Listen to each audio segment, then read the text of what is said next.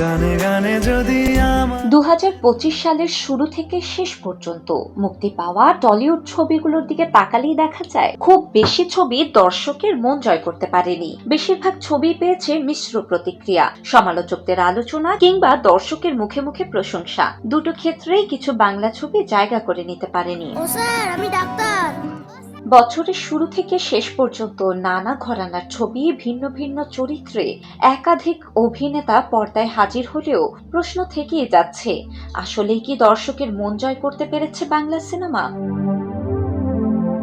বছরের একেবারে শুরুতেই আলোচনায় আসে বিনোদিনী, একটি নটির উপাখ্যান। ঐতিহাসিক প্রেক্ষাপট ও অভিনয়ের জন্য ছবিটি প্রথম দিকে প্রশংসা পেলেও সেই ধারাবাহিকতা বজায় রাখা সম্ভব হয়নি। এরপর সেই সিনেমায় অভিনীত দেবকে বছর জুড়ে দেখা গেছে একাধিক চরিত্রে, তবে প্রত্যাশা অনুযায়ী সাফল্য পায়নি।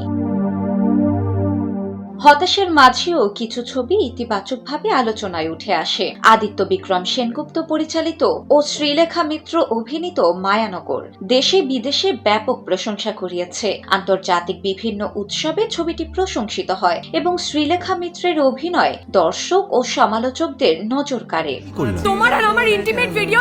সৃজিত মুখোপাধ্যায়ের কিল বিল সোসাইটি জনপ্রিয় ছবি হেমলক সোসাইটির সিকুয়েল হিসেবে মুক্তি পায়। ছবিতে পরমব্রত চট্টোপাধ্যায় ও কৌশানী মুখোপাধ্যায় সাবলীল অভিনয় দর্শকদের প্রশংসা পায় এবং সিনেমাটি নিয়ে দীর্ঘদিন আলোচনা চলে। চিন্তা করবেন না পূর্ণাদেবী, আগামী এক সপ্তাহ। সৌরভ পালোধি পরিচালিত অঙ্ক কি কঠিন সমাজের এক বাস্তব ও সংবেদনশীল দিক তুলে ধরে। শিক্ষক নিয়োগে দুর্নীতি ও যুব সমাজের সংকট ছবির মূল বিষয় ছিল, যা দর্শককে নাড়া দেয়। এছাড়াও বছরের বড় হিট ছিল দেব ও শুভশ্রী গাঙ্গুলি অভিনীত ধূমকেতু। গল্প খুব নতুন না হলেও তারকাদের উপস্থিতি ও আবেগী উপস্থাপনায় ছবিটি বক্স অফিসে সফল হয়। বছর শেষে আলোচনার কেন্দ্রবিন্দুতে আসে the academy of fine art. নানা বিতর্ক সত্ত্বেও ছবিটি দর্শকের ভালোবাসা পায় এবং 2025 সালের বাংলা ছবির তালিকায় উল্লেখযোগ্য স্থান করে নেয়। সব মিলিয়ে সিনেমা নিয়ে বছর জুড়ে হতাশা থাকলেও আলোচনায় এসেছে বেশ কিছু কাজ।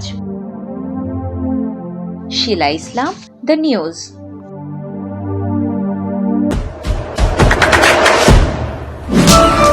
দেশে দেশে সবার সাথে দ্য নিউজ।